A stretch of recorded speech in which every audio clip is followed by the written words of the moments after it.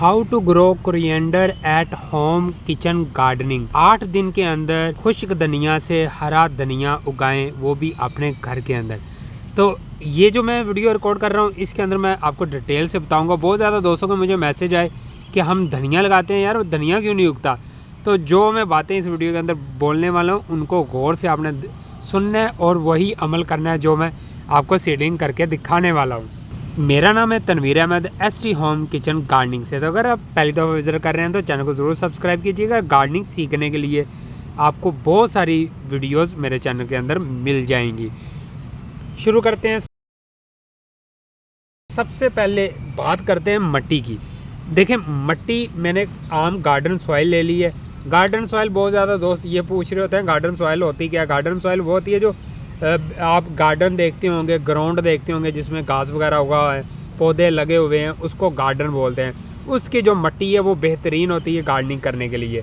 उससे आपको अंदाज़ा हो जाता है कि इस मट्टी के अंदर ऑलरेडी चीज़ें उगी हुई हैं, तो वो मट्टी आप इस्तेमाल कर सकते हैं। बाज़ सीमेंट, रेत, बजरी इस तरह की मट्टी मिक्स हुई होती है, उसके अंदर आपने गौर से कभी देखें उसके अंदर पौधे बिल्कुल भी नहीं उगते, हालांकि उसके अंदर भी मट्टी होती है। तो इस तरह की मट्टी आपने बिल्कुल भी इस्तेमाल नहीं करनी होती। गार्डन सॉइल ले लें या नर्सरी से जाके मट्टी ले लें, बल मट्टी मिल जाती है, दरियाई और नहरी बल वहाँ पे मौजूद होती है। इसी तरह आप एक प्लास्टिक की बोतल ले लें। प्लास्टिक की बोतल के नीचे आपने होल लाजमी कर लेने हैं ताकि जो अजाफी पानी है वो इन होल से नीचे निकल सके। होल इस वजह से करते हैं कि जो हमसे ज़्यादा पानी डल जाए या बारिश हो जाए तो उसका जो पानी है वो होल के ज़रिए नीचे ड्रेन हो सके। अगर वो पानी ड्रेन ना होगा, जो मट्टी है वो बिल्कुल गीली और कीचड़ टाइप रहेगी, तो आपका पौधा बिल्कुल भी ग्रोथ नहीं करेगा। जो उसके अंदर पौधे लगे हुए हैं वो पौधे भी ख़राब हो जाएंगे। इसी तरह प्लास्टिक की बोतल ऊपर से मैंने काट ली और इसके अंदर मैंने मट्टी डाल दी है। मट्टी के अंदर कोई भी खाद अभी मिक्स नहीं की। अगर आपका दिल करता है तो मिक्स कर सकते हैं, गाय के गोबर को मिक्स कर सकते हैं, vermi compost, kitchen waste compost, पत्तों की खाद, इनमें से कोई भी चीज़ आपके पास अवेलेबल है तो वो आप मिक्स कर सकते हैं मट्टी के अंदर। प्लास्टिक की बोतल होगी, मट्टी होगी। अब तीसरी चीज़ आपने ये देखनी है कि इसको हमने रखना कहाँ पे है। इसको हम रखेंगे जहाँ पे डायरेक्ट धूप पड़ती हो, मतलब सुबह सूरज निकले और शाम तक जहाँ पे सूरज की रोशनी आती हो, विंटर सीज़न के अंदर ख़ास तौर पर। तो आपने ये बोतल को वहाँ पे रख देना है। गमले के अंदर लगाएं, बोतल के अंदर, टोकरी के अंदर, जिस चीज़ मर्जी के अंदर आप इसको धनिया के बीजों को लगा सकते हैं। अब हमने जगह भी सिलेक्ट कर ली कि जहाँ पे सारा दिन धूप आती है। मैंने बोतल वहाँ पे रख ली, आप भी ऐसे ही कीजिएगा। अब आती है बारी बीजों की। बीज मैं आपको 2 तरह के दिखा देता हूँ। ये मेरे पास जो बीज अभी आप देख रहे हैं, ये वाला बीज हाइब्रिड बीज है। इसके ऊपर देखें इन्होंने केमिकल लगाया होता है। केमिकल इस वजह से लगा हुआ है कि मट्टी के अंदर कोई कीड़े वीड़े होते हैं छोटे मोटे से, जो बीज को खाना शुरू कर देते हैं, या फंगस होती है वो बीज को खा जाती है, ख़राब कर देती है। तो उस वजह से ये केमिकल लगा देते हैं कि ताकि मट्टी के अंदर बीज ख़राब ना हो। तो ये हाइब्रिड बीज भी आप ले सकते हैं, ऑनलाइन भी आपको मिल जाएगा इजीली। अगर आप फिज़िकल मार्केट के अंदर जाना चाहते हैं तो वेजिटेबल मंडी किसी के अंदर भी जाएंगे तो वहाँ पे दुकानें मौजूद हैं बीजों वाली, वहाँ से जाकर आप ले सकते हैं। इसके अदर एंड में आपको दूसरा बीज दिखाता हूँ जो हम किचन में इस्तेमाल करते हैं। मतलब आम परचून की दुकान से हमें जो बीज मिल जाता है तो वो बीज ये मेरे पास है। इस बीज का रिज़ल्ट अच्छा भी होता है और बुरा भी होता है। बुरा इस सेंस में होता है कि बाज़ बीज काफ़ी पुराना होता है, दुकानों के अंदर पड़ा हुआ होता है, तो वो काफ़ी लेट हो चुका होता है, जिसकी वजह से उसके अंदर जो जर्मिनेशन की रेशो है बिल्कुल ख़त्म हो चुकी होती है। मतलब वो उगने के काबिल नहीं रह चुका होता। तो आप दुकान से जहाँ पे आप सौदा वगैरह लेके आते हैं वहाँ से अगर आप लेंगे बीज, अगर उनके पास बीज फ्रेश आता रहा तो वो वाला बीज अगर आप लगाएंगे तो आपको बहुत जल्द रिज़ल्ट मिलेगा और अच्छा भी रिज़ल्ट मिलेगा। तो इस बीज का मतलब 100 बीज हमने फेंके हैं तो इसमें से 50-60 बीज उगेंगे, बाकी नहीं उगेंगे, तो महसूस नहीं होता। तो जो केमिकल का बीज दिखाया है वो जितने फेंकेंगे उतने ही वो बीज उग जाएंगे। अभी बारी आती है कि बीज बिल्कुल साबुत होता है। ये देखें बिल्कुल साबुत सा बीज है मेरे पास। इसको हाफ़ कर लेंगे तो ये बीज बहुत जल्द उगना शुरू हो जाएगा। हाफ़ कैसे करना है, हाथ की मदद से मसलेंगे तो ये हाफ़ हो जाएंगे, या कुंडी के अंदर डालें और हल्का हल्का ऊपर से डंडा इसको मारेंगे तो हल्का हल्का ये इसके 2 पीस हो जाएंगे।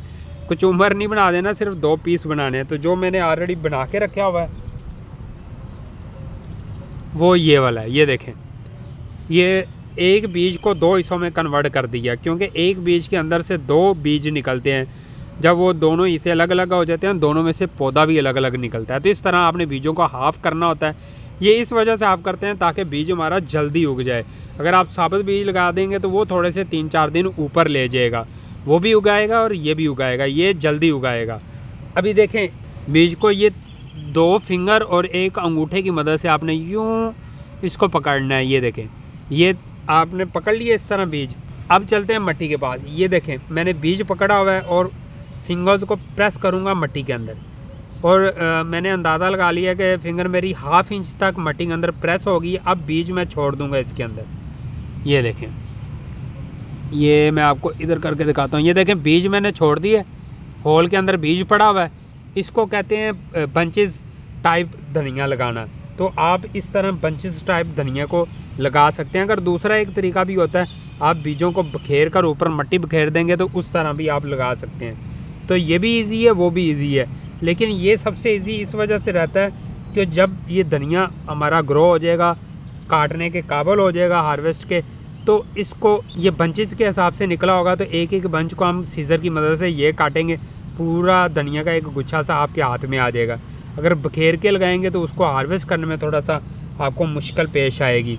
तो ये नहीं है कि एक दफ़ा आप बीज को हार्वेस्ट करेंगे तो वो आपका धनिया ख़त्म हो जाएगा।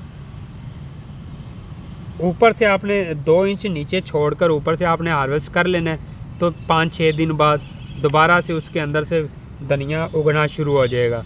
वो पत्ते बड़े होना शुरू हो जाएंगे, जो छोटे रह जाते हैं वो बड़ा होना शुरू हो जाते हैं। फिर आप उसको हार्वेस्ट कर लें। जब आप उसको हार्वेस्ट करेंगे तो फिर से वो उगना शुरू हो जाता है। 3 से 4 दफ़ा आप धनिया को हार्वेस्ट कर सकते हैं। तो ये धनिया मैंने लगा लिया। अब सिंपल तरीका है, इसको मैं हैंड ऊपर से यूँ हाथ लगाऊंगा अपना। ये देखें, ये मेरा बीज मट्टी के अंदर कवर हो गया। ये लेंगे, इसको मैं बस थोड़ा सा पानी इस्तेमाल करूंगा क्योंकि मट्टी मेरी ऑलरेडी गीली है। अगर मैं पानी भर के अगर इसको दे दूंगा तो ये कीचड़ टाइप बन जाएगी, क्योंकि विंटर सीज़न है। आपको पता है विंटर सीज़न में धूप भी इतनी तेज़ नहीं होती।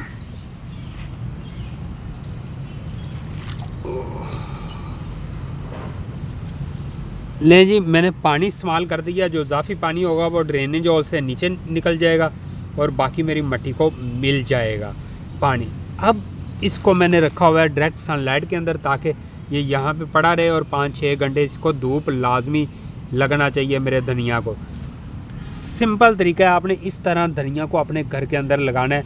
ये जो मैंने स्टेप बताए हैं बिल्कुल इसी तरह आपने करना है, तो आपका धनिया इंशाल्लाह 100% उगना शुरू हो जाएगा। तो मुझे उम्मीद है कि आपको ये वीडियो अच्छी लगी होगी। वीडियो को शेयर ज़रूर कीजिएगा। मिलते हैं एक नेक्स्ट वीडियो के साथ, तब तक के लिए अल्लाह हाफिज़, बाय बाय।